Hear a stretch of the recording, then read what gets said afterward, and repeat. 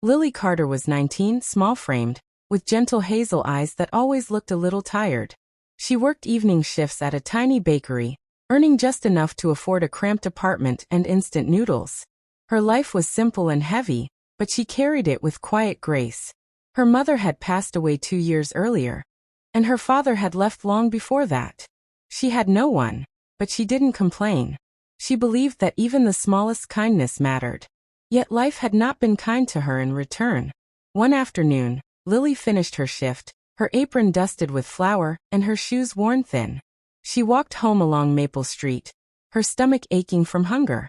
She hadn't eaten since morning. She couldn't afford lunch that day. As she passed a bus stop, something on the pavement caught her eye. A black leather wallet. She froze. Looked around. No one was near. The street was quiet. The wallet looked expensive, well kept and very full. Her heart thumped. Hesitant, she picked it up. Inside were several $100s, neat bills stacked cleanly. Enough to pay her bills for 2 months. Enough to fill her fridge. Enough to give her a moment of peace. Her fingers trembled as she held it. Then she noticed an ID card. Nathan Hale. Age 47. Address printed clearly. She stared at the name. It sounded familiar, but she couldn't place how. Her stomach twisted. Her rent was due in 3 days. Her electricity was already cut off. She hadn't eaten a proper meal in days. She closed the wallet and held it to her chest. There was no one here. No cameras. No witnesses. No one would know. But she would know. And that was enough. Nathan Hale sat in his office in a towering building overlooking the city skyline. He was a self-made millionaire, owner of a large real estate company. People called him powerful, brilliant, unstoppable. But no one called him kind. Nathan had lost his wife to illness 3 years earlier, and since then he had withdrawn from warmth, compassion, and trust. He believed the world was selfish. That people were motivated only by greed. That kindness was a weakness.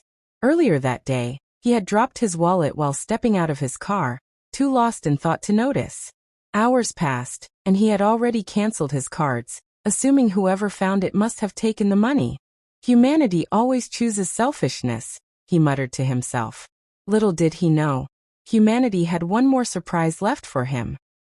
Lily stood outside the large iron gate of Nathan's house, or rather his mansion. Her hands shook as she rang the doorbell. A guard opened the door, and eyed her suspiciously. Yes. I think this belongs to Mr. Nathan Hale. She held up the wallet. The guard raised a brow. Wait here. A few minutes later, Nathan himself walked out. Tall. Sharp features. Eyes cold but tired. Yes, he said flatly. Lily swallowed. I found your wallet on Maple Street. I wanted to return it. Nathan studied her. All the money is still inside. Yes. I didn't touch anything. He paused. His expression unreadable. Why didn't you take the money? You clearly could use it. Lily felt her cheeks warm with embarrassment. Because it wasn't mine. Nathan had heard many answers in his life, excuses, lies, fake humility. But this was simply true. He stepped closer. What's your name? Lily. Lily Carter. He nodded slowly. Do you have a job? Yes, at a bakery. But I'm only part-time. Her voice was quiet, but her honesty filled the space more than volume ever could. Nathan exhaled, a slow breath, one he didn't know he'd been holding. He reached into his pocket and pulled out a business card. Come to my office tomorrow morning, he said. I'd like to offer you something. Lily blinked, confused. But I didn't return it to get a reward. He smiled, the first real smile in a long time. And that, he said gently, is why you deserve one. The next morning, Lily walked into Nathan's corporate office, nervous, unsure, but hopeful. Nathan greeted her personally. Lily, I want to give you a full-time job here. Administrative assistant. Benefits. Stability. A future. Her breath caught. Sir, I don't have experience for that. You have what matters, he interrupted. Integrity. Tears welled in Lily's eyes. And one more thing, Nathan continued, reaching into his desk drawer.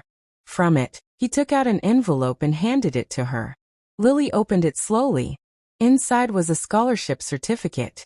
To study business at the city college, Nathan explained. You have potential. Don't let hardship decide your future. She covered her mouth, overwhelmed.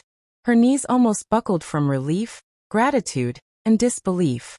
But why would you do all this for me? Nathan's voice softened. Because you reminded me that kindness still exists. You didn't just return my wallet. You returned something I thought I lost forever. What? She whispered. Hope.